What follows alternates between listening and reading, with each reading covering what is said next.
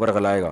اور آپ بھی خواتین کو بلا وجہ نہ دیکھیں. اگر کوئی ضرورت ہے کسی خاتون کو دیکھنے کی, جیسے فیمیل ٹیچر اس یونیورسٹی میں پڑھا رہی ہوتی ہے, مسلسل منہ نیچے کر کے پڑھنا ممکن ہوتا ہے, اور حکومت کو تو گناہ ملے گا کہ فیمیل میل کو کیوں پڑھا رہی ہے, لیکن اب سسٹم ایسا بنا ہوا ہے تو ایسی مجبوری میں دیکھ سکتے ہیں. اس میں بھی شرط یہ ہے کہ دل میں خیالات برے نہ آئیں, ٹھیک ہے نا, اپنی بہن سمجھ کے, امی سمجھ کے دیکھیں آپ ان کو, اور اس میں بھی حتی الامکان احتیاط کریں, کیونکہ ایسی موقع پہ ضرورت ہوتی ہے. انٹرویو دینے کہیں گئے ہیں تو فیمیل کوئی خاتون انٹرویو لے رہی ہوتی ہیں جاب, اب آپ منہ نیچے کر کے انٹرویو دیں گے, وہ نہیں, اچھا نہیں سمجھا جاتا اس کو, تو آپ بقدر ضرورت اس کی طرف دیکھ کے آپ انٹرویو دے سکتے ہیں اس کو.